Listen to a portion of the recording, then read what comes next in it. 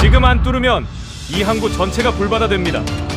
책임은 제가 질 테니까 당장 선박 레이더 권한 넘기세요. 전 세계 원유의 동맥이라 불리는 UAE 루와이스 항구.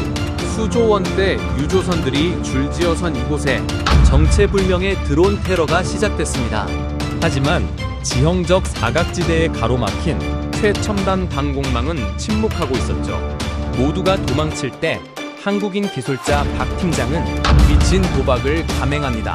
민간 선박용 레이더 신호를 군용 방공 시스템에 강제로 동기화시키는 전례 없는 기술적 사투를 시작한 겁니다. 찰나의 순간 사각지대가 사라졌고 한국산 천궁 미사일이 불을 뿜었습니다. 단 한 대의 드론도 허용치 않은 완벽한 방어. 항구 전체를 잿더미 위기에서 구해낸 건 바로 한국인의 천재적 감각이었습니다. 감격한 UAE 국왕은 그 자리에서 선포했습니다. 첫 출항하게 될 기름 2,400만 배럴은 무조건 한국 겁니다. 대체 그날 밤 루와이스 항구에선 어떤 기적이 일어났던 걸까요? 지금 그 전말을 K-파워 코리아가 공개합니다.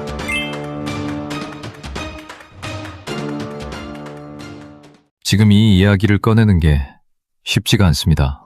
며칠 전 그 밤을 떠올리면 아직도 손끝이 차가워지고 심장이 한 박자 빠르게 뛰거든요. 오랫동안 혼자 사귀고 있었는데 이제는 말할 수 있을 것 같아서요. 아니, 말해야 할 것 같아서 이렇게 꺼내게 됐습니다. 저는 박준혁이라고 합니다. 42살이고 대한민국의 방산기업에서 레이더 신호 처리 분야만 15년째 파고들고 있던 엔지니어였죠. 제 직함은 팀장이었지만 솔직히 말하자면 저는 회의나 보고서보다 모니터 앞에 앉아 신호 파형을 분석하는 게 훨씬 편한 사람이었어요. 사람들 앞에 서는 것도 큰 소리로 주장하는 것도 제 체질이 아니었습니다. 그냥 조용히 문제를 풀고 조용히 자리로 돌아오는 걸 좋아했으니까요. 그런 제가 왜 아랍에미리트까지 가게 되느냐고요. 회사로부터 파견 제안을 받은 건 그해 초였습니다. 루와이스 석유터미널에 방공 시스템 통합 설계와 기술 지원을 맡아달라는 요청이었어요. 루와이스라는 이름을 처음 들었을 때 솔직히 저는 그게 얼마나 중요한 곳인지 실감하지 못했습니다. 전 세계 원유 공급의 심장이라고 불리는 곳, 수조원대의 유조선들이 매일 드나드는 곳, 그리고 중동 긴장의 화약고에서 불과 코앞에 있는 곳, 그런 사실들을 머리로는 알고 있었지만 막상 그곳에 발을 디디기 전까지는 피부로 느껴지지 않았던 거죠. 루와이스에 도착하고 나서 처음 몇 주 동안은 정말 일상적인 업무의 연속이었습니다. 현지 기술진들과 시스템 구조를 검토하고 레이더 배치 현황을 파악하고 기존 방공망의 사각지대를 분석하는 작업이었어요. 그런데 그 분석을 하면 할수록 저는 점점 불안한 감정을 지우기가 어려워졌습니다. 거대한 유조선들이 밀집해 있는 이 항구의 구조적 특성상 군용 레이더가 읽어내지 못하는 적어도 영역이 생각보다 훨씬 넓었거든요. 선박들의 거대한 선체가 레이더 전파를 막아버리면서 항구 내부 곳곳에 보이지 않는 골목이 생겨나고 있었습니다. 그 무렵 중동의 정세가 심상치 않다는 건 누구나 느끼고 있었어요. 이란 혁명 수비대 쪽에서 얼핏 하면 도발을 감행했고 걸프 해협 인근의 긴장 수위가 꾸준히 높아지고 있었죠. 저는 파견을 나온 엔지니어에 불과했지만 매일 레이더 신호 데이터를 들여다보면서 이 항구가 누군가의 타겟이 될 수 있다는 가능성을 머릿속에서 떨쳐낼 수가 없었습니다. 그래서 몇 차례 현지 지휘관들에게 우려를 전달했어요. 적어도 드론 위협에 대비한 보안책이 필요하다고. 지금 구조로는 소형 자폭 드론들이 유조선 그림자 사이를 파고드는 경우 탐지가 어렵다고 말했죠. 지금 돌아보면 그때 제 말을 그들이 왜 그렇게 가볍게 흘려들었는지 이해는 됩니다. 미국의 패트리엇이 버티고 있었고 그 어떤 나라의 방공망보다 첨단이라는 시스템이 가동되고 있었으니까요. 한국에서 온 엔지니어 한 명이 걱정한다고 해서 태세가 바뀔 건 없었겠죠. 제가 아무리 신호 데이터를 들이밀어도 지휘관들의 눈빛은 항상 똑같았습니다. 고마운데 우리가 알아서 할게요. 라는 뜻이 담긴 눈빛이요. 그렇게 며칠이 흘렀고 며칠 전 그 날밤이 되었습니다. 저는 그날 관제실에서 야간 점검 업무를 마무리하고 있었어요. 피로감이 쌓인 데다 기술 문서를 오래 들여다봐서 눈이 뻑뻑했고 슬슬 숙소로 돌아가야겠다는 생각을 하고 있던 참이었죠. 그런데 관제실 모니터에서 뭔가 이상한 신호 패턴이 눈에 걸렸습니다. 처음에는 대수롭지 않게 넘기려 했어요. 그냥 노이즈일 수도 있으니까요. 하지만 손이 멈췄습니다. 그 신호들이 일정한 방향성을 가지고 있었거든요. 불규칙한 노이즈가 아니었어요. 무언가가 오고 있었습니다. 팀장님, 레이더 신호가 자꾸 끊깁니다. 저고도로 접근하는 물체들이 유조선 그림자 뒤로 숨어 들어오고 있어요. 옆에 있던 현지 기술 요원이 낮고 긴박한 목소리로 말했을 때 저는 이미 키보드 위로 손을 가져가고 있었습니다. 모니터에는 붉은 점들이 하나둘씩 늘어나고 있었어요. 수십 개, 항구를 향해 무서운 속도로 접근하는 정체불명의 드론들이었습니다. 자폭 드론이라는 걸 직감적으로 알았어요. 낮고 느리고 선박들 사이 골목을 꿰뚫듯이 파고드는 비행 경로. 군용 레이더가 가장 읽어내기 어려운 방식으로 접근하고 있었죠. 그 순간 제가 어떤 감정을 느꼈냐고요? 두려움이었을까요? 아니었어요. 이상하게도 그 순간만큼은 아주 고요했습니다. 15년 동안 신호 데이터와 씨름하면서 단련된 무언가가 감정이 앞서기 전에 먼저 발동이 걸렸던 것 같아요. 머릿속에서 빠르게 계산이 돌아가고 있었습니다. 지금 군용 레이더 단독으로는 이걸 막을 수 없다. 유일한 방법은 하나다. 그것뿐이었습니다. 저는 지휘관을 향해 돌아섰어요. 그리고 태어나서 그렇게 크고 확신에 찬 목소리로 말해본 적이 없었는데 그날만큼은 달랐습니다. 지금 군용 레이더는 포기하십시오. 항구 안에 설치된 민간 선박 유도용 레이더 권한을 저에게 넘겨주세요. 관제실이 얼어붙는 게 느껴졌어요. 모두의 시선이 저에게 꽂혔고 지휘관의 얼굴에는 분노와 당혹감이 뒤섞인 표정이 번졌습니다. 민간 레이더 신호를 군용 방공 시스템과 동기화시키는 건 이론적으로도 위험한 일이었어요. 자칫 전체 방어 시스템이 순식간에 다운될 수 있는 극도로 위험한 도박이었으니까요. 지휘관이 고함을 쳤습니다. 미쳤냐고. 책임은 누가 지냐고. 저는 그 고함 소리를 들으면서도 눈 하나 깜짝하지 않았어요. 그때 제 마음속에 있었던 건 딱 하나였습니다. 가만히 있으면 이 항구는 사라진다. 그러면 지금 이 안에 있는 수천 명도 함께 사라진다. 그게 전부였습니다. 지금 생각하면 그 순간은 제 인생에서 가장 길었던 30초였어요. 지휘관과 제가 서로를 바라보던 그 짧은 침묵. 저는 그 사람의 눈 안에서 갈등이 흔들리는 걸 느꼈습니다.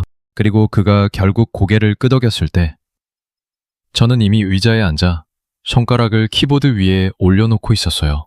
이제부터가 진짜였습니다. 키보드 위에 손을 올려놓은 순간 이상하게도 머릿속이 조용해졌습니다. 그 전까지는 지휘관의 고함 소리도 들리고 요원들이 뛰어다니는 발소리도 들리고 버디션과 터진 경보음도 들렸는데 막상 작업에 들어가니 그 모든 소리들이 저 멀리 물속으로 가라앉아 버린 것 같았어요. 제 눈에는 모니터 화면만 있었고 제 귀에는 키보드 소리만 있었습니다. 지금 와서 그 과정을 설명하는 게 맞는 건지 모르겠어요. 기술적인 얘기를 한다고 해서 그 긴장감이 제대로 전해질 것 같지도 않고 그냥 그게 아주 위험한 일이었다는 것만 말씀드릴게요. 민간 레이더 신호를 군용 방공 시스템과 동기화한다는 건 서로 다른 언어를 쓰는 두 사람을 실시간으로 통역시키는 것과 비슷한 일이었습니다. 그것도 통역할 시간이 30초도 채 남지 않은 상황에서요. 항구 안에 설치된 민간 선박 유도용 레이더는 12개였습니다. 그 12개는 각자 조금씩 다른 신호주기를 가지고 있었어요. 어떤 건 빠르게 회전했고 어떤 건 느리게 돌았습니다. 군용 시스템과 통신하도록 설계된 장비들이 아니었기 때문에 그 신호들을 하나의 데이터 흐름으로 묶어낸다는 건 엄밀히 말해 불가능에 가까운 작업이었죠. 하지만 저는 그 불가능 속에서 아주 좁은 가능성 하나를 보고 있었습니다. 15년 동안 레이더 신호의 잡음 속에서 패턴을 찾아왔던 감각. 그게 바로 그 순간 제가 가진 유일한 무기였어요. 오류 메시지들이 화면 가득 쏟아졌습니다. 동기화 실패, 주파수 충돌, 데이터 손실. 한 줄을 고치면 다른 줄이 무너졌고 다른 줄을 잡으면 또 다른 곳에서 균열이 생겼어요. 그 순간 제가 어떤 감정이었는지 지금도 잘 모르겠어요. 두렵지 않았냐고요.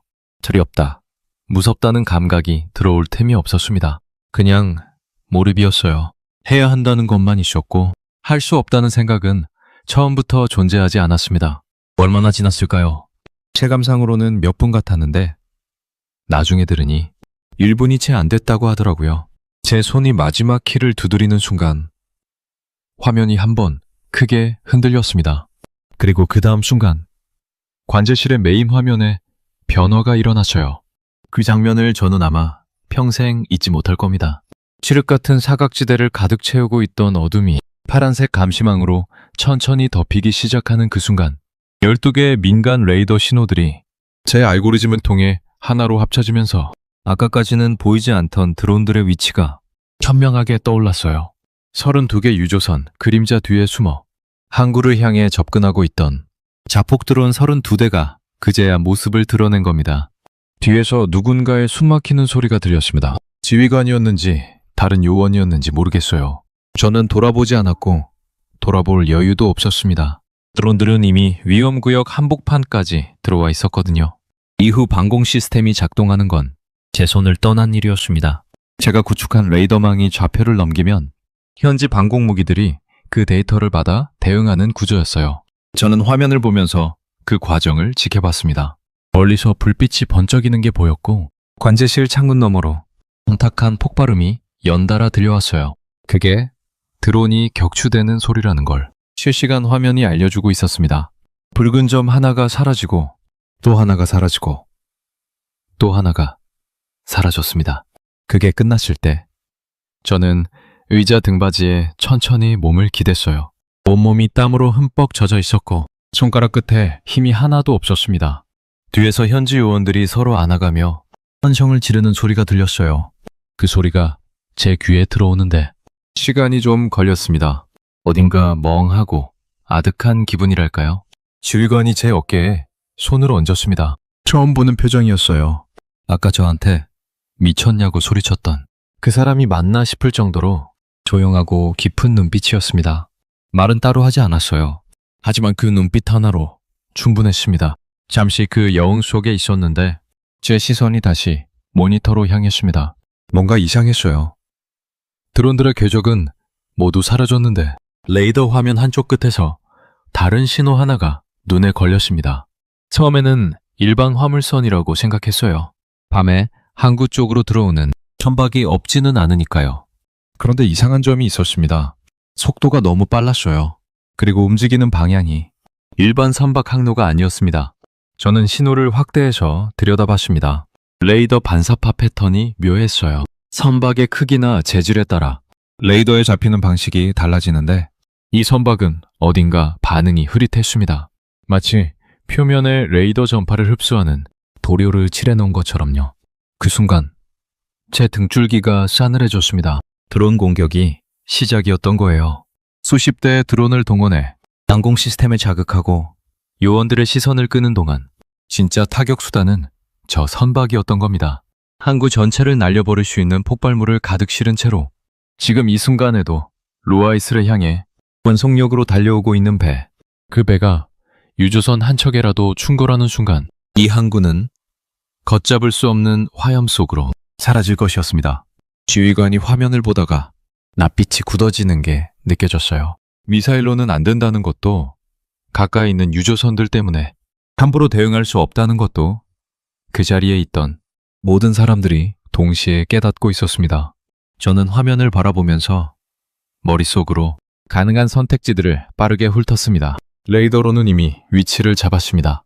그런데 위치를 안다고 해서 막을 수 있는 게 아니었어요. 막는 방법이 문제였습니다. 그때 멀리 항구 외곽에 포진해 있다는 기갑부대 얘기가 머릿속을 스쳤습니다. 선박에 미사일을 쏘는 건 안 되지만 다른 방법이 있을 수도 있었어요. 위험하고 정밀해야 하고 거의 불가능에 가까운 방법이지만 이 상황에서 선택지가 많지 않다는 것도 알고 있었습니다. 저는 지휘관을 향해 돌아섰습니다. 혹시 지금 가동 가능한 전차가 근처에 있습니까? 그 말을 뱉고 나서 저 스스로도 잠깐 멈칫했습니다. 방금 제가 한 말이 맞는 건지. 하지만 계산은 이미 다 되어 있었어요. 무모한 제안이 아니었습니다. 적어도 제 머릿속에서는요. 문제는 그걸 실행할 수 있느냐였습니다. 전차로 움직이는 선박을 마친다는 게 가능한 일이냐고요? 지금 그 질문을 받으면 저는 이렇게 대답합니다. 가능한지 불가능한지를 따지기 전에 그게 유일한 방법일 때는 가능하게 만드는 수밖에 없다고요. 지휘관은 제 말을 듣고 한동안 저를 바라봤습니다. 미쳤다는 표정도 아니었고 믿는다는 표정도 아니었어요. 그냥 이 사람이 지금 무슨 생각을 하고 있는 건지 가늠하려는 눈빛이었죠. 그 시선이 저한테 꽤 오래 머물렀어요.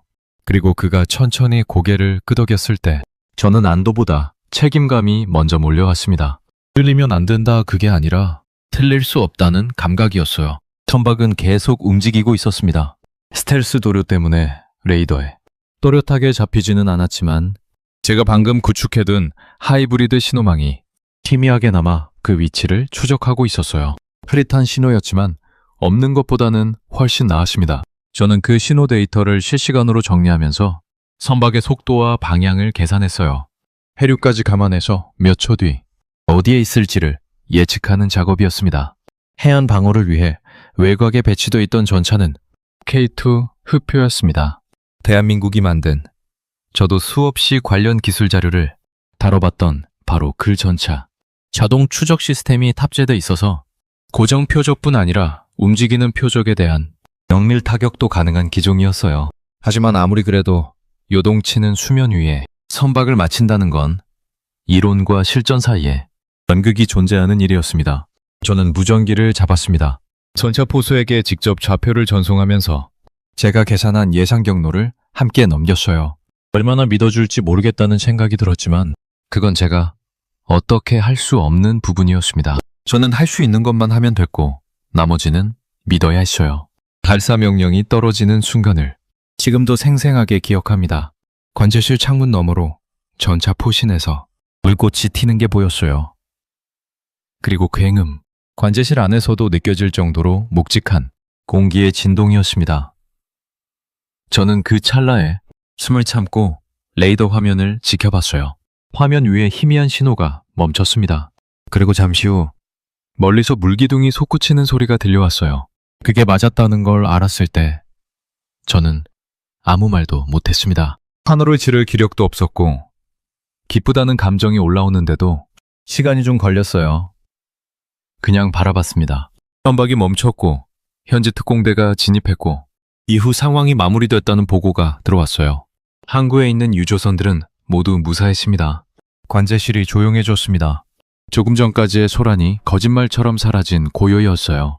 지휘관이 제 곁으로 왔고 제 손을 잡았습니다. 그 손이 떨리고 있다는 걸 느꼈어요. 말은 없었는데 그 떨림에 모든 게 담겨 있는 것 같았습니다. 저는 창밖을 내다봤어요. 루아이스의 밤하늘은 조용했습니다. 조금 전까지 그 하늘 아래에서 무슨 일이 있었는지 알 수 없을 만큼 고요하고 평범한 밤이었어요. 그 이후로 며칠이 흘렀습니다. 저는 사실 그 며칠 동안 좀 멍하게 지냈어요. 뭔가 커다란 일을 겪고 나면 그 감각이 한꺼번에 소화가 안 되는 것 같더라고요. 밥을 먹다가도 그날 밤 레이더 화면이 눈앞에 스쳐 지나가고 잠을 자다가 굉음 소리에 깜짝 놀라 깨는 일도 있었습니다. 기술자로서 해야 할 일을 했을 뿐이라는 생각과 그게 실제로 사람들의 목숨과 연결돼 있었다는 사실 사이에서 마음이 좀처럼 자리를 잡지 못했어요. 그러던 어느 날 오전 제게 연락이 왔습니다. 아부다비 왕궁에서 온 공식 호출이었어요.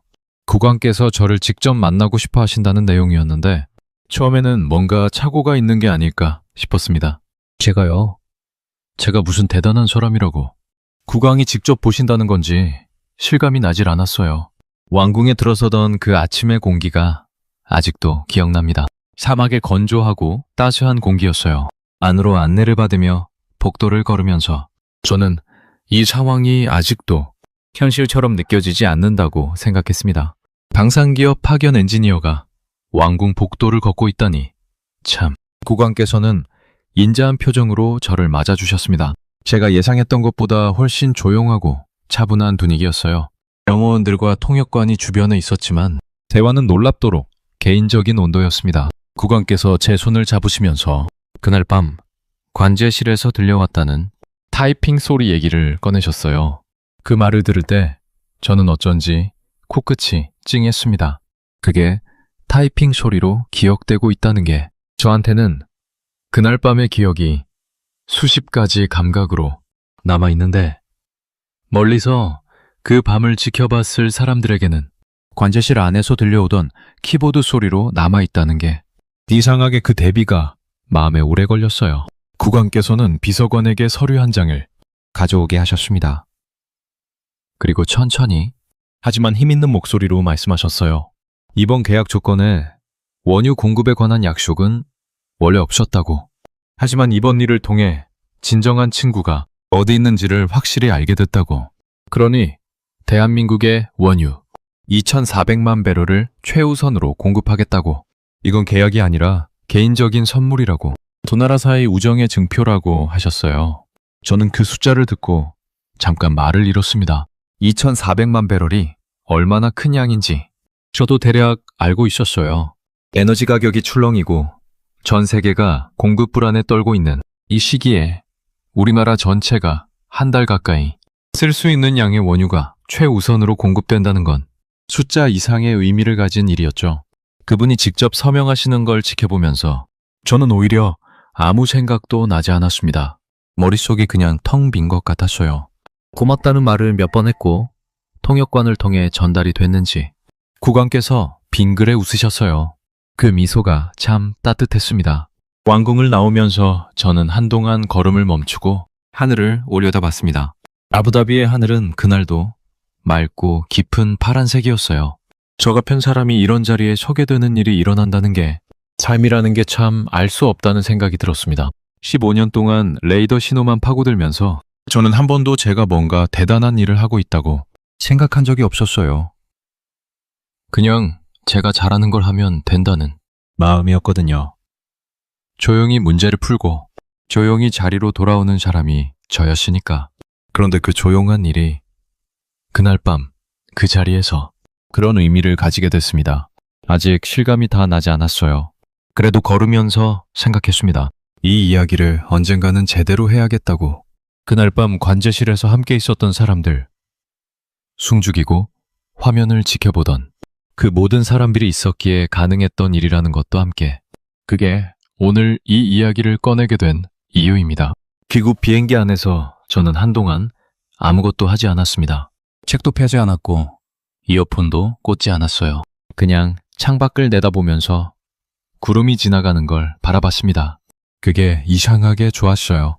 아무것도 분석하지 않아도 되는 시간이라는 게 사실 왕궁을 나온 이후로 며칠이 정신없이 흘러갔어요. 영국에서 기술진들이 내려왔고 장비들이 들어왔고 루아이스 관제실에는 정식 시스템 설치 작업이 시작됐습니다.